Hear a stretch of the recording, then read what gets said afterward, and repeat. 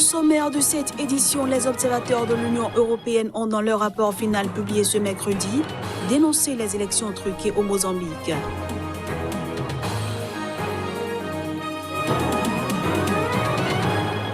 Ama Amadou, le leader de l'opposition nigérienne en prison à Filengue, est autorisé à se rendre en France temporairement pour subir son contrôle sanitaire à l'hôpital américain de Paris. Et puis, un adolescent a été tué par balle ce jeudi à Conakry lors de heurts avec les forces de l'ordre. L'opposition guinéenne manifeste depuis 4 mois contre un éventuel 3e mandat d'Alpha Condé. Voilà pour le sommaire. À toutes et à tous, bienvenue. Le leader de la gauche radicale sud-africaine a bruyamment protesté ce jeudi contre la présence au Parlement du dernier président blanc de l'Afrique du Sud. C'était lors du discours du chef de l'État à la nation. La cérémonie a eu lieu suite à quelques perturbations. Julius Malema a tenté jeudi de faire annuler le discours annuel sur l'état de la nation qu'avait à prononcer le président Cyril Ramaphosa à l'Assemblée nationale jeudi. Après près d'une heure d'incident, le président de l'Assemblée nationale a suspendu la séance. Les élus de l'EFF avaient demandé auparavant que le dernier président blanc du régime de l'apartheid sorte du Parlement parce qu'il ne s'était pas repenti sur l'apartheid. Venir ici, porter des robes et des cravates et défiler sur le tapis rouge et donner la fausse impression que le pays va bien est trompeur et peu judicieux et le EFF ne va pas participer à de telles absurdités.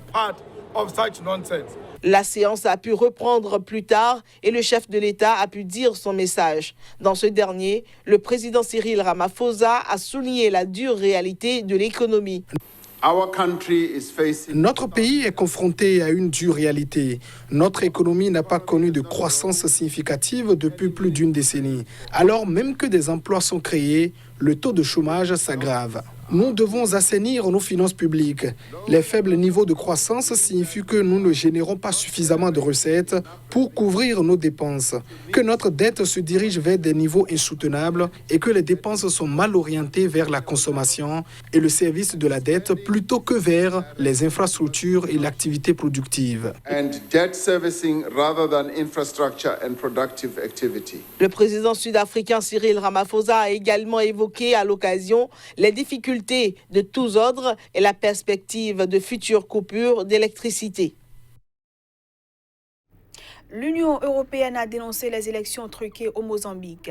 Elle a qualifié d'étonnante l'ampleur du trucage des votes lors des élections d'octobre dernier.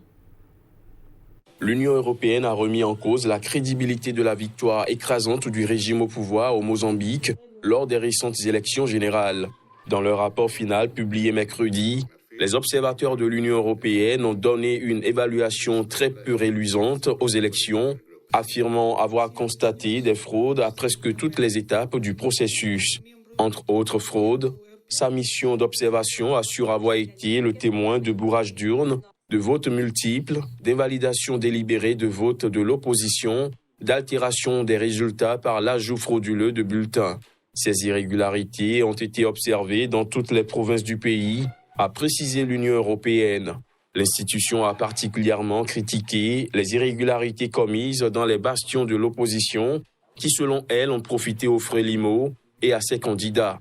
La compétence et la crédibilité de la commission électorale mozambicaine ont non seulement été fortement indexées, mais aussi mises en doute par l'Union européenne qui a estimé qu'elle devait s'expliquer sur ces irrégularités. Selon les résultats publiés par la commission électorale, le président sortant Filipe Nyusi a été réélu le 15 octobre pour 5 ans et son parti, le Frelimo, au pouvoir depuis l'indépendance en 1975, a retrouvé sa majorité absolue au Parlement. Le principal parti d'opposition, la Renamo, a dénoncé des fraudes massives du pouvoir et déposé un recours en annulation du scrutin.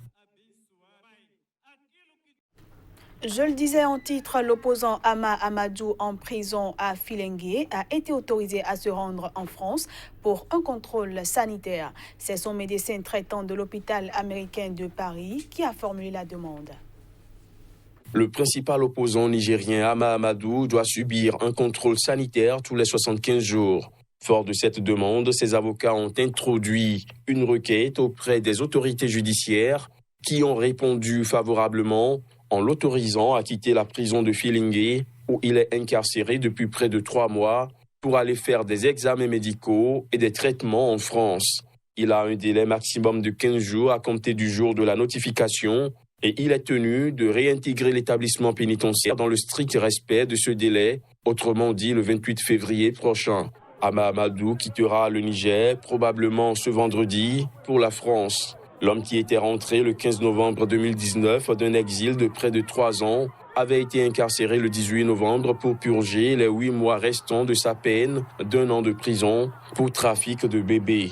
Âgé de 70 ans, il avait été condamné à 1 an de prison pour son implication dans un trafic de bébés avec le Nigeria et impliquant également une de ses épouses.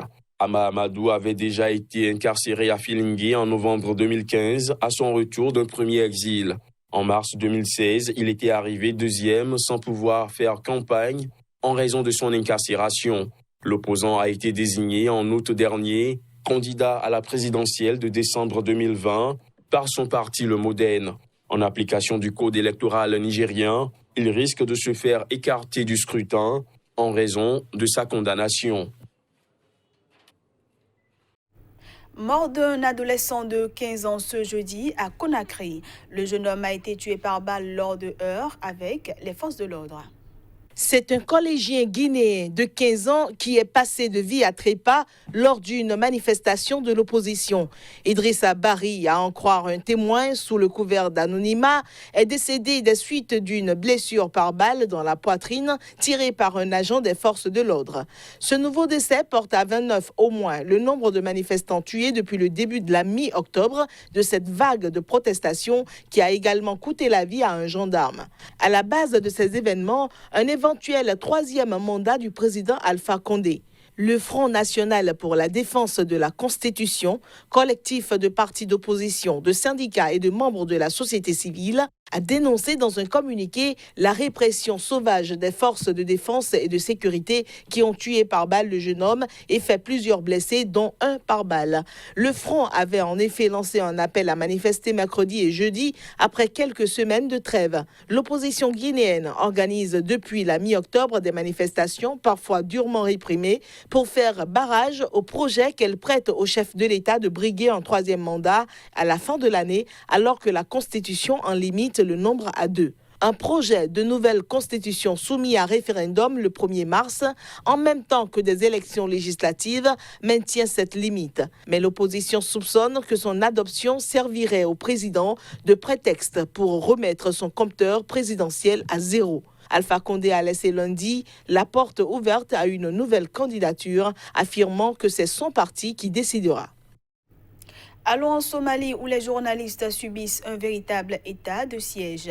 Ils sont constamment sous la menace des attentats djihadistes, des pressions politiques et des arrestations par la police. Une situation que dénonce Amnesty International. Les journalistes de la Somalie sont confrontés de longue date à la fois à la violence des insurgés islamistes Shebab et aux restrictions draconiennes à la liberté d'information imposées par les autorités. Cette situation s'est encore aggravée selon l'Organisation de défense des droits humains, Amnesty International, qui a publié un rapport. Ce dernier, intitulé « Nous vivons dans une peur perpétuelle », détaille une détérioration dramatique de la liberté de la presse. L'ONG affirme qu'une recrudescence des attaques violentes, des menaces, du harcèlement et de l'intimidation des travailleurs des médias font de la Somalie un des pays les plus dangereux au monde pour les journalistes. Amnesty appelle donc les autorités somaliennes à réagir. Mais les autorités balaient du revers de la main ces accusations. Elles ont rejeté les conclusions du rapport, qualifiées d'allégations ridicules et accusé les journalistes somaliens qui ont fui le pays d'inventer des menaces pour s'assurer d'obtenir l'asile à l'étranger. Au moins 8 journalistes ont été tués depuis 2017 et 8 autres ont quitté la Somalie, assurant craindre pour leur vie selon l'étude d'Amnesty. Reporters sans frontières place la Somalie à la 164e place sur 180 pays dans son dernier classement de la liberté de la presse, avec au moins 43 journalistes tués au cours des 10 dernières années. Si les Chebabs affiliés à Al-Qaïda et en lutte contre le gouvernement somalien constituent la principale menace pour les journalistes, les forces de sécurité gouvernementales se rendent aussi coupables de nombreuses violations à leur égard. On passe à présent à la revue de presse Afrique.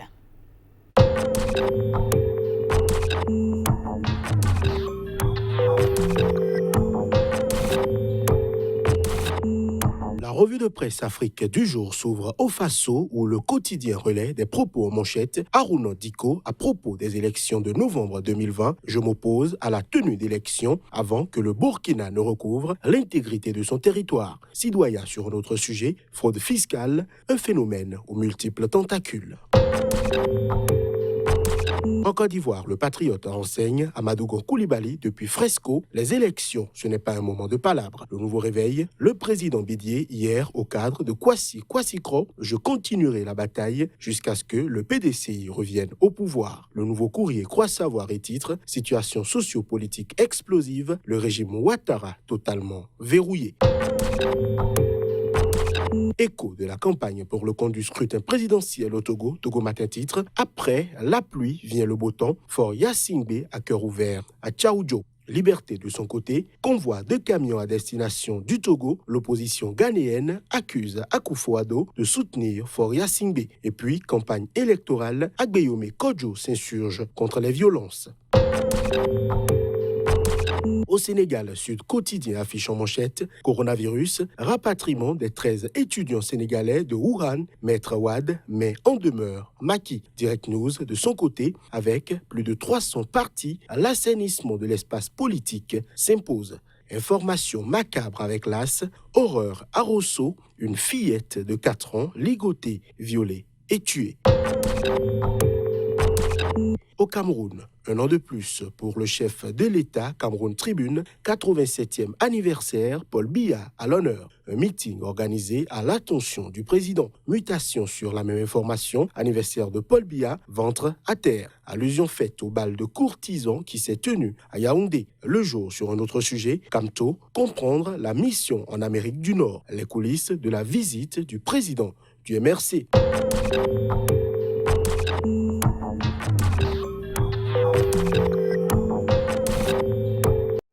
Et voilà, mesdames, messieurs, ce sera tout pour cette édition que je vous remercie d'avoir suivi.